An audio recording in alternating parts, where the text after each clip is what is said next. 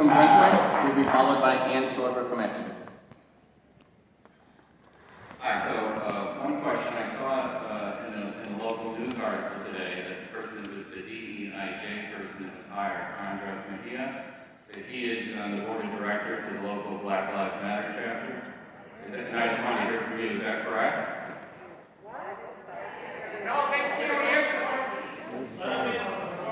Is that correct? I don't personally have knowledge of that on the way, so I can't answer that. Well, so the news is correct? I'm sorry? Is that correct?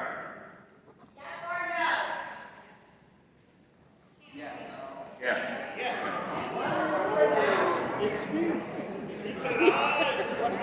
I'll just comment that seems contradictory that I think there was a problem with students wearing a Blue Lives Matter shirt or something at school.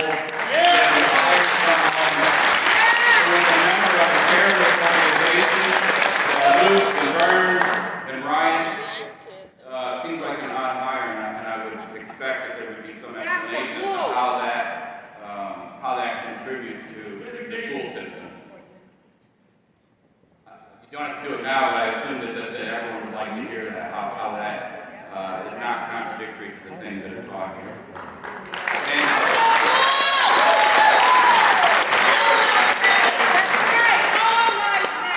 And then just a comment to the parents. You vote for these people, so stay involved, get more involved, get your neighbors, get your children's friends and classmates, parents involved, get everyone you know involved, vote these people out.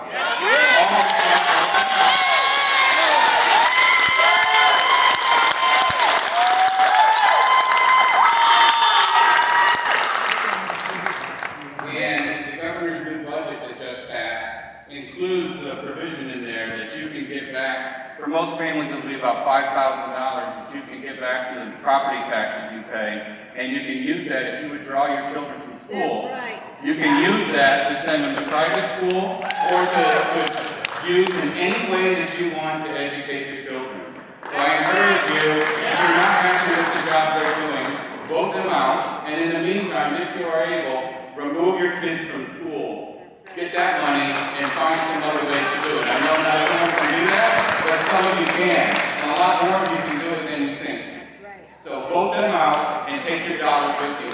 When you remove your children from school, they lose money. They want your kids in school because they get money for every kid. You pull them out, they don't get the money you get.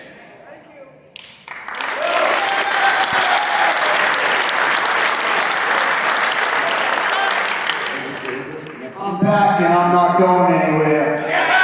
Ryan, you gotta go. We thank you for your pathetic investigation into what happened in Toronto. Okay? But we don't have the $60,000 marketing firm that gets paid by you to say what you want. Sorber of Exeter, it is your turn to speak. Gee, thanks for the interruption. Ann Sorber of Are you Exeter. done? It's Ann Sorber. Sir, identify yourself, please. I'm James Goodwin, the one you called up here.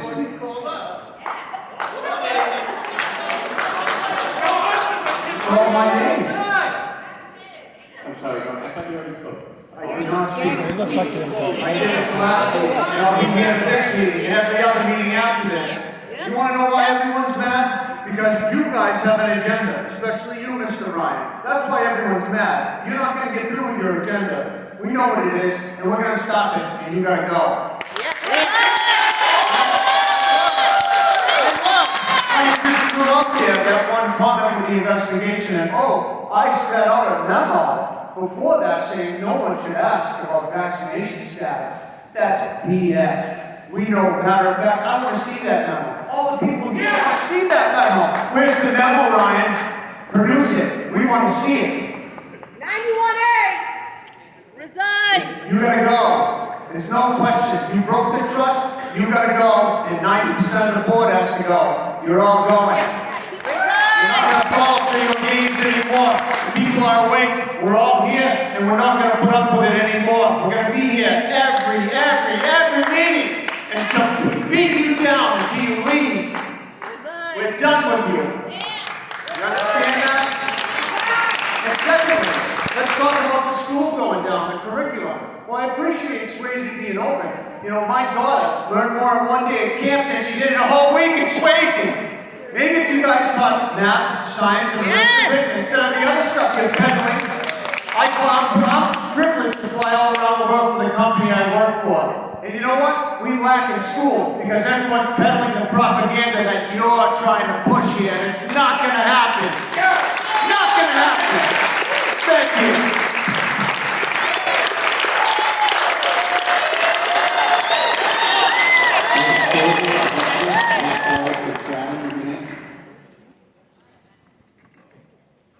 Good evening. Thank you for letting me have the opportunity to speak. My name is Ann Sorber from Exeter. Please make my comments part of the SAU 16 record for stakeholder consultation for the 2021-2022 ARP reopening plan. Exeter has the highest vaccination rate in Seacoast, and there are currently only 28 hospitalizations in the entire state. We must take this incredible progress and allow the children of our district to finally access a normal school environment based on evidence on the ground rather than succumb to political pressure or make this a political issue. It seems that some are calling for continued forced masking and restrictions on children without any transparent or stated off-ramp. With abundantly clear evidence of children's lower risk from the virus, we should no longer implement wide-scale arbitrary measures on children's educational environments. Should any mitigation be implemented at this point, such as masking, it must be based on the data on the ground and tied directly to evidence-based metrics. As a team of Boston-based doctors wrote in the Washington Post a week ago, mask wearing for students and staff in indoor classrooms should be optional, not required. As long as COVID-19 hospitalizations, a more reliable measure of disease in a region than cases, remain low in a given district. As I mentioned before, as of August 2nd, there were only 28 hospitalizations in the entire state. Out of a population of 1,372,000, that equates to 0.00002%. If you look at the percentage of hospitalizations out of the number of cases in the entire state, that equals 28 out of 738, which is 0.038%. The goals have constantly been moving and seem to continue to do so. Parents are losing patience and trust, and many of our children are suffering academically, socially, and psychologically. Calls for continued mitigation in schools presume a net benefit, despite ample evidence that masking children in school environments is by no means a cure-all, and the downside of 3 disrupted academic years is not inconsequential. Personally, I want my boys to be able to smile and see the smiles of their friends and teachers. I want their immune systems to be taxed and primed so that they can fight off natural illnesses. Preventing children from such interactions with nature and germs can and does lead to overwhelming infections and serious consequences to the health and life of a child. I don't want my sons to think that they have to be afraid to breathe naturally. Yes.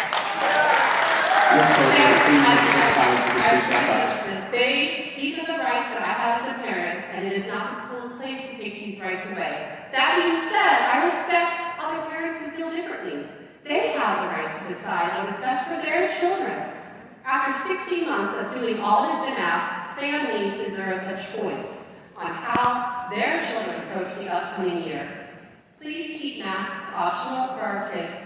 Give the parents the choice where it rightfully belongs. Thank you.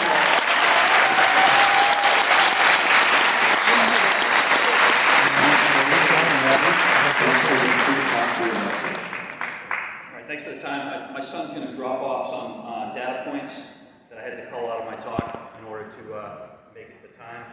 My name is Matt Forrest. Please make my comments part of SAU 16 record for stakeholder consultant for 2021-2022 ARP reopening plan. And as I said, the NAS 2020 study and other data provided to you are what the data is based on from my talk right now. So I want to begin by saying cloth and over-the-counter masks don't work.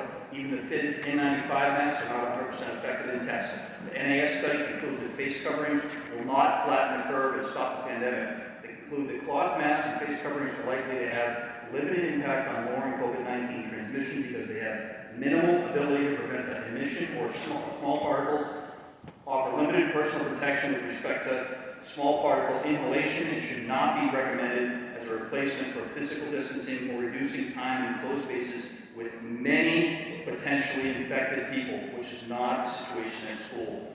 The CDC decision to reverse the mask recommendation is based on an India study that did not pass peer review and was based on vaccine breakthrough in patients who were not vaccinated with any shot available in the U.S. and was very limited in scope and was not full of statistically valid data.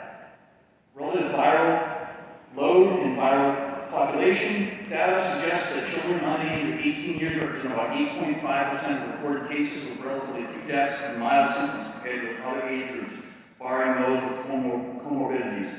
The consequence of catching the virus is very low, even if it were prevalent and high viral loads were being exchanged, which is far from the case at school.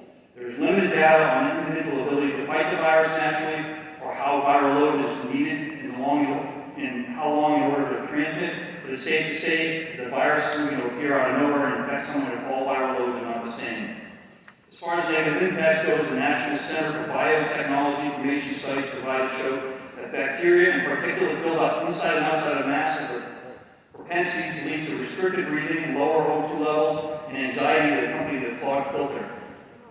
Home heating and oil or air conditioning efficiency is a good example of what happens when filters get clogged. It's physics, which is also science.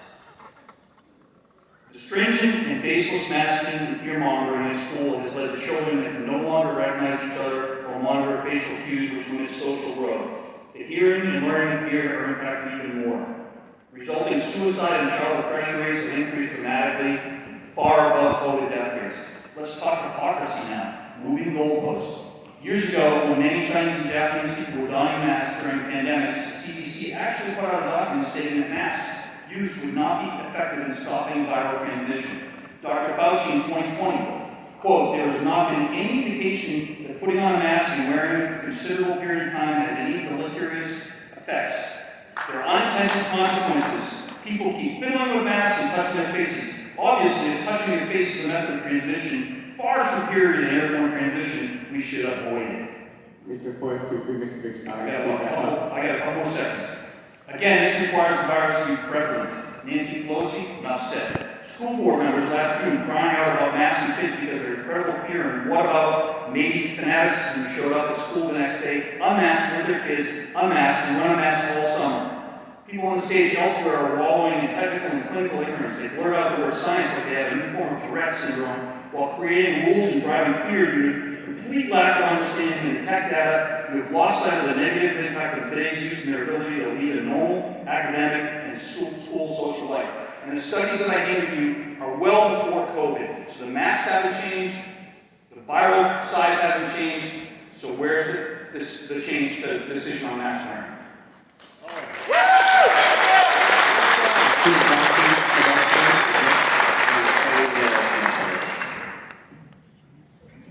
Kate Bossy, I live here in Exeter, New Hampshire. I have 7 grandchildren sprinkled out throughout the area, and I'm here as an educator, as a theater actor, just to say that masks universally communicate fear and intimidation, or subjugation and subservitude. They universally communicate that. There are certain things in theater that are universally communicated. Here's another big picture.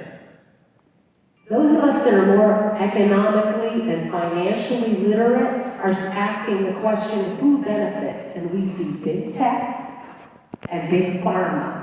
And honestly, tonight, I don't believe that any of you care anything about what anyone is saying here, and that's why you have to be removed. We have to defeat you. To convince you of everything. And I would just encourage the parents that are here, you can do more. And for this small season that we have to buckle down, your kids will thrive. I homeschool my children. The first year you homeschool, and you have people in your community that are willing to help. I myself am willing to help. Seek out families that are homeschooling. We can take a couple more kids in. We'll figure this out because you're unwilling to listen, because you're beholden to some other top-down interest, and that's why you need to resign. You're compromised. And that's why I will not allow you to see it otherwise. We have science teachers, how are they selling this? How humiliating for a person with at least a bachelor's degree in science, teaching science class, you know, they've got to peddle this foolishness? It's shameful. And I would like to, once again, which of the school board members needed to order a police detail? Yeah. You bring guns to a word fight. This tells us we're winning, folks. Our word.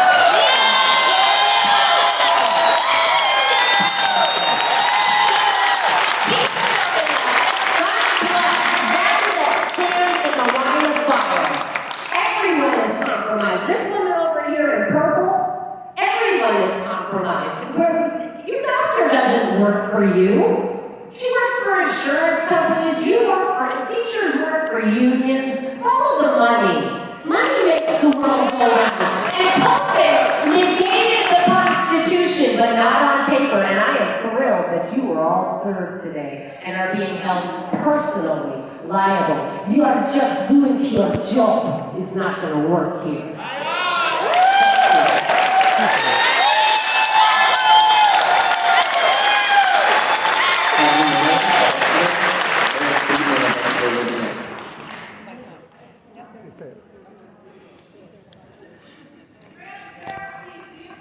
Tell her resign. I'm giving this amazing gentleman my time.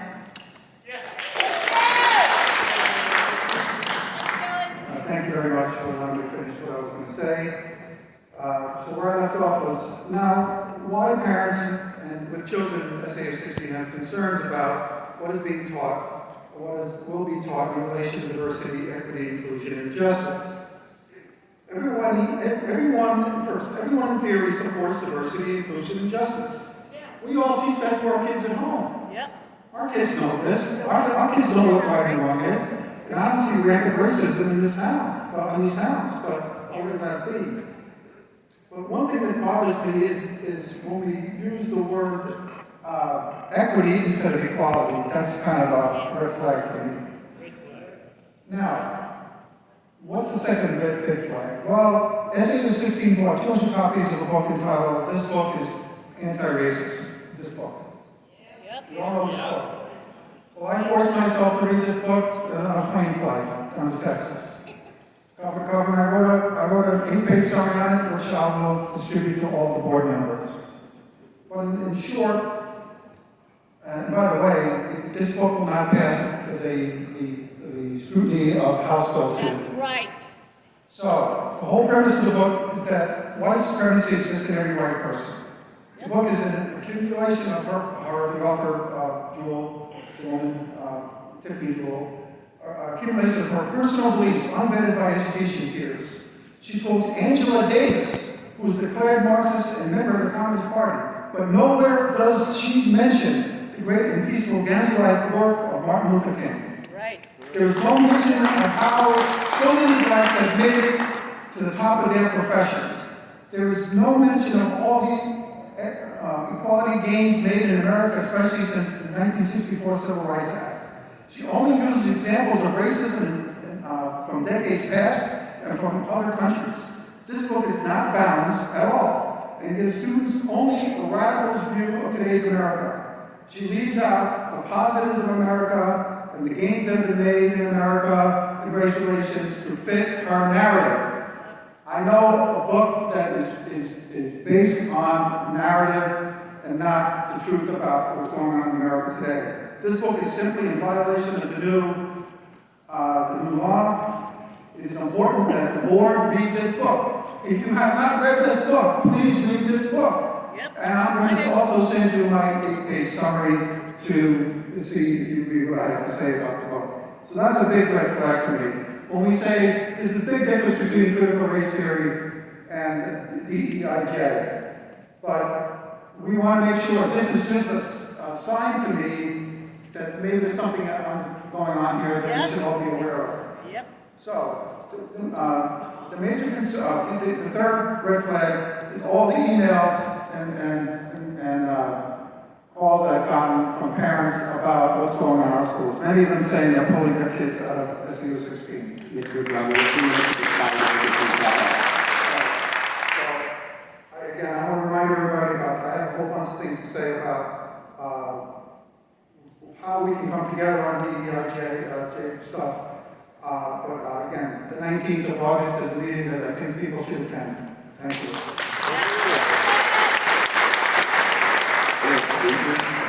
Followed by Kathleen, Grace, and Trinity.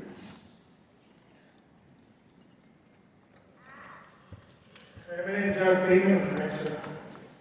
This is to the kids, not to me. To all the kids in the audience watching at home, who may see this on their phone, social media page later. You each have a chance to be a hero when school opens in a few weeks. You kids can be a hero to each other by taking a stand and getting together as a single power. You, the students, must all act together. You, the students, must act at the same time. You must never quit. This is your school, your education, and your life. Together as one, it can hurt you, and you can win. If this school board votes mandate masks, here's what all of you should band together and do. On your first day of school, get to your first class, sit down, and together, all of you, take off your masks and do not put them back on. Do not move from your seat. If the teacher asks you to leave, stay. Don't move until your class is over. And then simply go to your next class. This is your chance. If you don't all get together now, you're all having a mask forever. Be a hero to each other. On your first day, first class, as soon as you sit down, you have the power, but you must all act together. Be like us!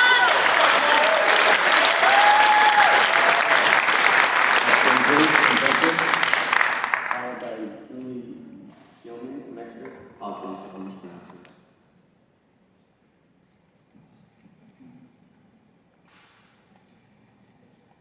So I'm a mother of 2 high school boys at age 16, 17, and all summer long they played baseball, they went to sleepovers, they had jobs, one worked at Hampton Beach. They've been going to football 4 days a week, all without masks. To go back to school with a mask would be the most detrimental thing for their well-being. They've moved ahead. The last day of school was the best day that they had all year. They were jumping in for joy that they didn't have to go to school another day with the mask on. So over the summer, they've just been having a great time. I have one ask. Please make masks optional for all parents, for all kids. I did write an email to the board. I think you all got a copy of it. It's really just follow the facts. This age group is not at risk for any kind of illness or death or anything serious. Age 0 to 18, they're just really safe. And of course, if it's optional, if you want to wear a mask, you certainly can. That is my ask. Please vote for mask optional.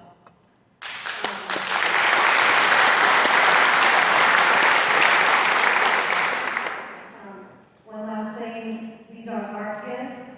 We, as parents, need to stand up for them. It's our choice whether or not they wear a mask. And just keep that in mind. Yes.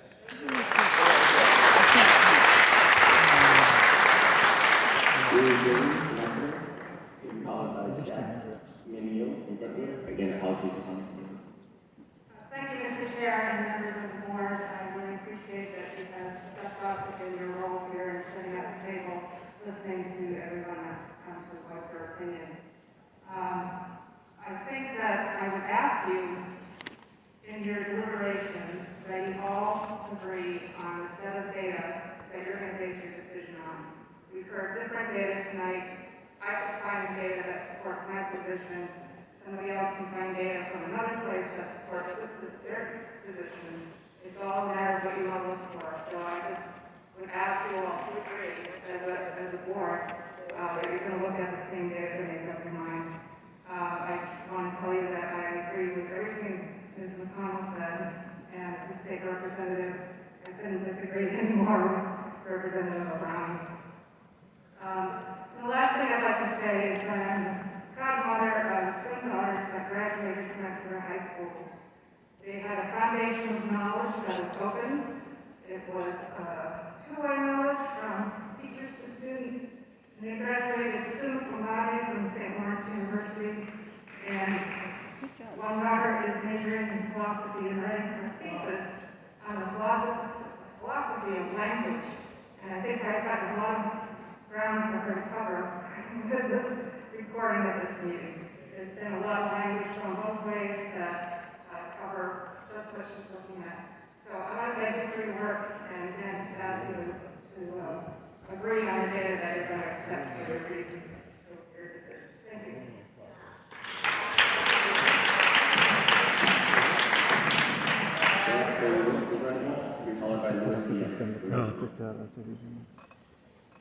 Thank you, Mr. Vice Chairman. An earlier speaker mentioned that the quality of education ranking at SAU 16 had slipped from 38 to 13.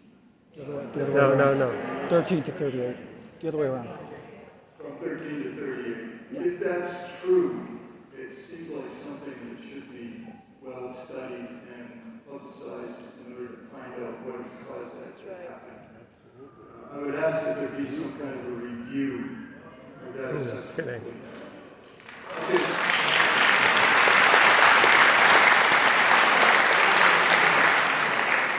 Lois Young, Frederick, be followed by Eric, and Ms. Farina, Ms. Brown.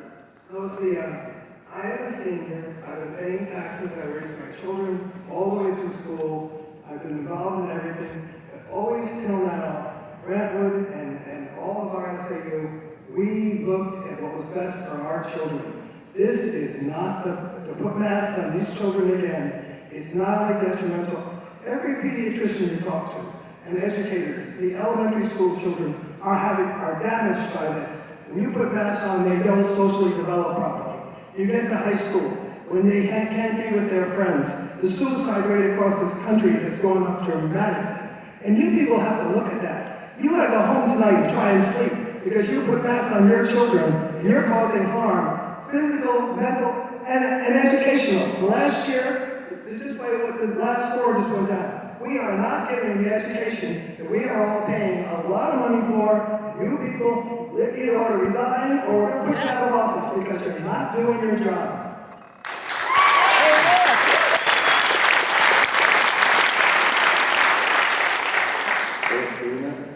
Be followed by Johanna Lewis, Ms. Brown.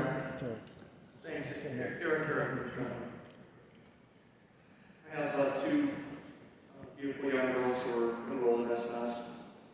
And I was really pleased to see that recent survey that was asking parents to help craft the priorities for the upcoming year. And I think that's why many of us are here tonight. Hopefully you can take this as additional helpful feedback so that you as public servants can align yourselves to what the community expects your priorities to be. There's broad support for you to focus on academics. Yes. Helping our children become better prepared to compete. Any resources spent outside of academics has an opportunity cost that we may not want to pay, because it means you're diverting resources away from your primary responsibility. So if you're pursuing something outside your core mandate, we expect for you to make a well-reasoned case for those things and to be open to public debate. If afterwards you learn that there is not broad public support for it, you need to drop it. It is my hope that your August 19th session will be organized in such a way that you will share your curriculum and make a case for it. Because as you know, until it's actually presented to us, you can redefine nomenclature and you can present differences or distinctions without a difference. What elicits such an emotional response from a very motivated group here is that you're arrogating and appropriating responsibilities that don't belong to you. For example, in your update on DEIJ Info Night's memo, you explained that SAU 16 wants our students to be prepared to live and work globally and build respectful relationships with people of all backgrounds and differences. I believe we all want that for our children. However, what you're missing is that we're not asking you to take on that role. Yes.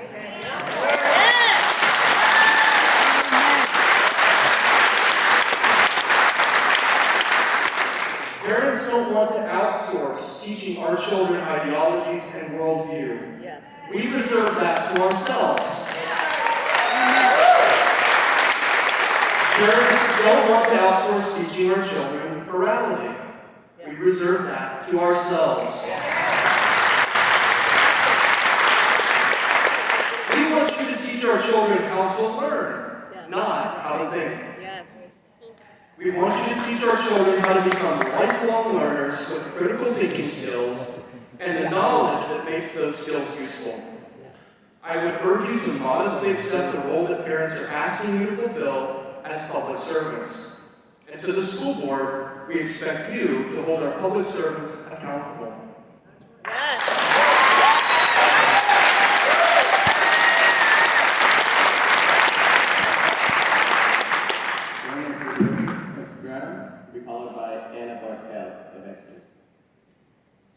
Most of us understand that CRT is a theory taught in law school. However, CRT-adjacent principles are disguised in the form of diversity, equity, inclusion, and justice.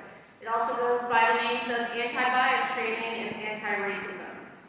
I would think that everybody in this room believes in equality, but DEIJ, upon application at an elementary and high school level, turns teachers into political activists.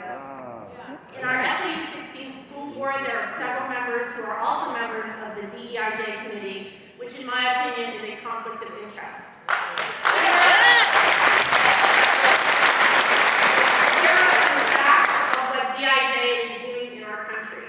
The Arizona Department of Education created an equity toolkit claiming that babies showed first signs of racism at 3 months old, and that white children become full racists by the age of 5. Yep.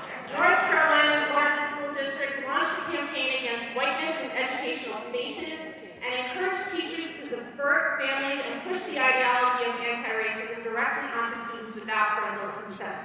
This is the application of DEIJ.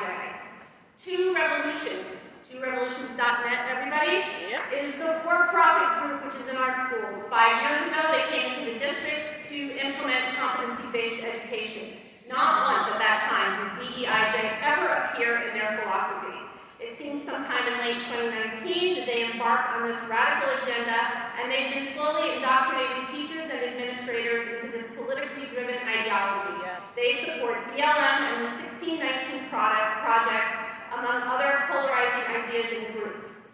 On a jam board during the Swayze School anti-bias, anti-racist pedagogy meeting by Two Revolutions in October 2020, teachers listed the status quo of the nuclear family, parents who disagree with DEIJ, and increased parental connection to the classroom as threats to their agenda. Oh boy. Two Revolutions in that same meeting listed resources, the 1619 Project, and anti-racism for white people. In 2019, the author of the 1619 Project said during an interview that Cuba was the most equal multiracial country in our hemisphere. Cuba is a communist nation who oppresses everyone. This woman, whose philosophy is under the recommended reading by the activist company Two Revolutions, which sets the tone and the curriculum in our SAU 16, is a Marxist at best, a communist at worst. That's right. I have to extrapolate that if this is the training given to our teachers, this is what will be taught in our schools. That's right. DEIJ and Two Revolutions are diversive and dangerous and should be removed from our SAU 16.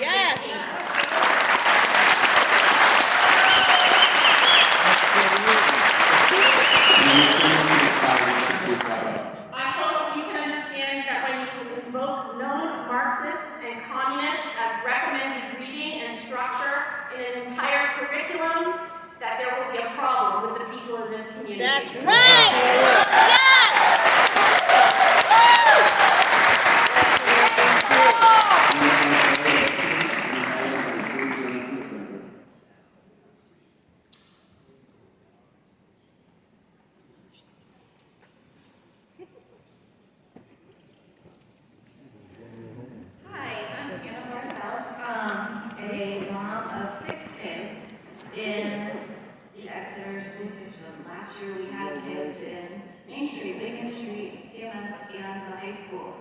To say that last year was one of the hardest years of parenting in our lives is an understatement. But I came tonight because I've watched the meetings over and over and over again, and I've seen the disgusting behavior from other members of our community, and I want to show up here and say that, yeah, last year was hard, and yeah, I know my kids don't want to wear masks to school, but I trust the people who have been elected to make this choice for our schools. I know that there is data that both sides can spew to make their points, and I trust these people, and I'm grateful for the people who have been elected into these roles and hired into these roles. I'm so incredibly grateful for the way things were handled, whether it was the best or not, to my opinion. I wouldn't want to be the person making those decisions, and my husband is a pastor, and on his level, even the scrutiny is unbearable, and so I can't imagine what it's like to sit there. I'm grateful for the teachers, the coaches, everyone who rallied around these kids in the past year, who I know will continue to rally this year, as clearly the fight against COVID is not over. So I just want to say thank you to you guys. I'm probably running out of time, but we've got 6 kids, and 2 of them we adopted out of foster care. One who is autistic and has PTSD from extreme trauma that he experienced. And what we've seen is what is worth fighting for. And I wish to God that the passion that people have against masks could be put towards something that really and truly mattered. Thank you. Well, that matters.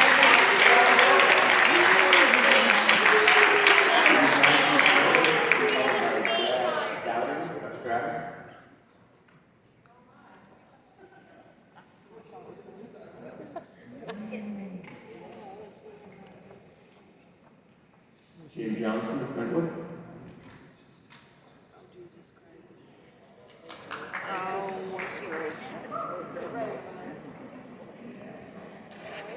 Be followed by Brad Dowdy for Stratton.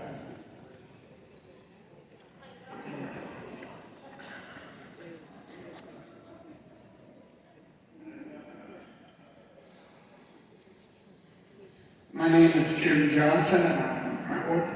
Could I ask the chairman his name? All Dowdy. Very good, thank you very much. There's one problem with what some of the people who are supporting this board is saying about the board and how great they are. You don't respond.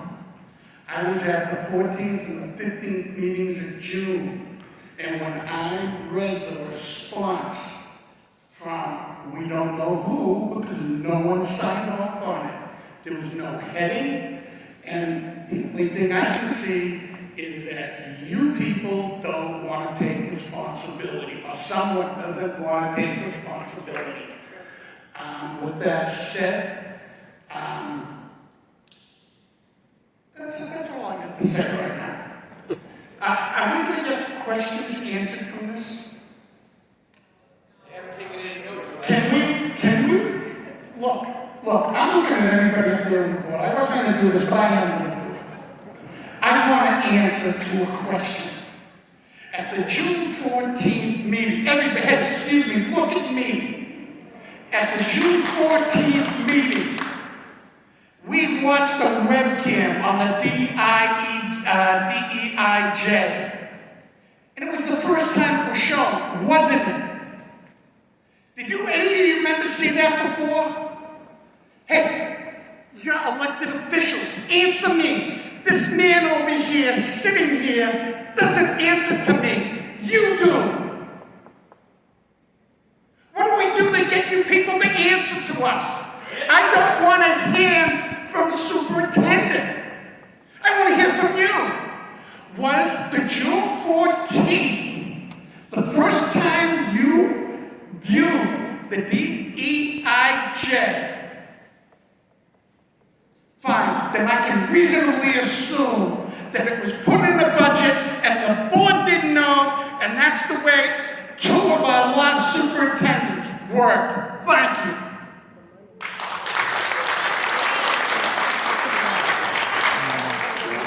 Bradley, to be followed by Liz, Canada, and Vince.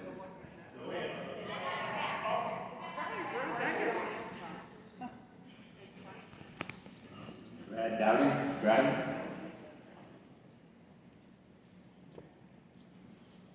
Okay, Liz, Canada, next to it.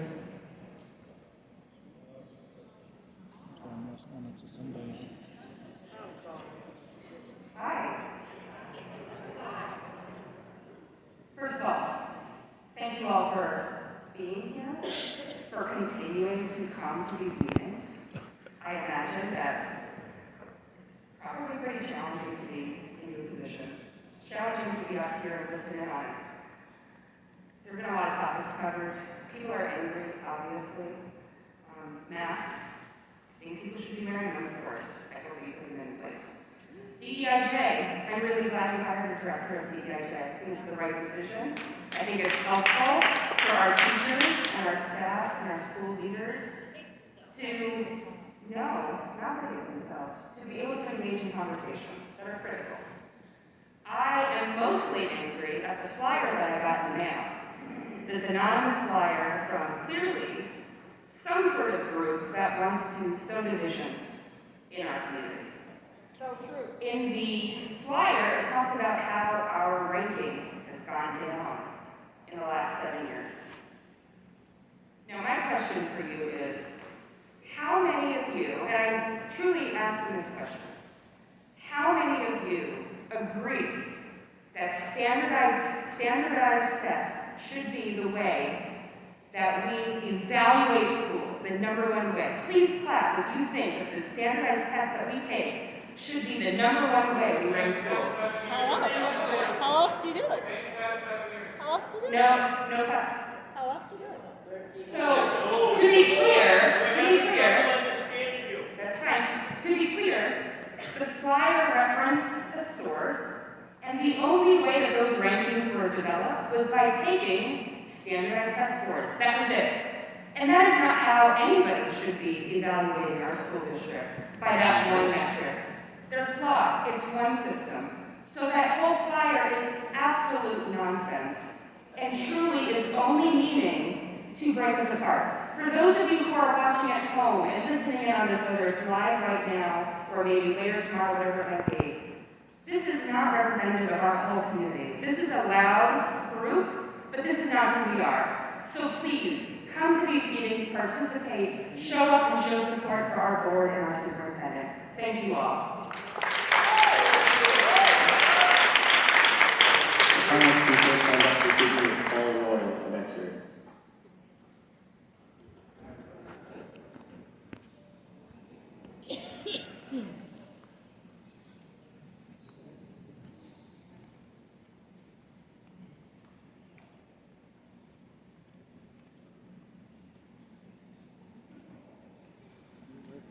Thank you for the opportunity to speak.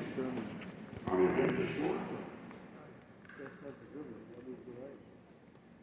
I don't think there's anybody up on that stage that ran for office that thought they'd be up against anything like this. I come from a family that has been involved in public service for 50 years.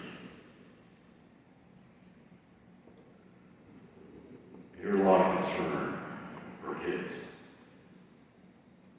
And I'm going to say this out loud. This might be the most disturbing evening that I've spent in the 25 years that I've been in New Hampshire in a public meeting. I trust that you will do your best. I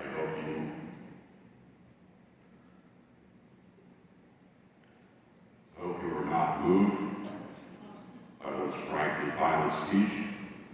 That's sweet. they listen to the majority vote. Leads to. Violence. Oh my God. Mom and dad. I'm actually going to show my support for you, my trust in you.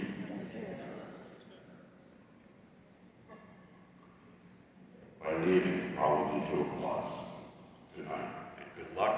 I trust you. I'm sure you'll do the right thing. If you don't do the right thing, I'm absolutely convinced that you gave your best shot. And you know what?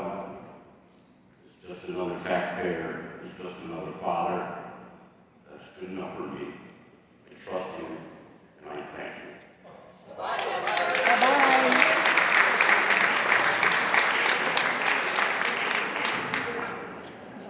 That concludes our public input for this evening. Sincerely thank you to all of you for being here to speak on these important issues. We really do appreciate you being here. With that, we'll move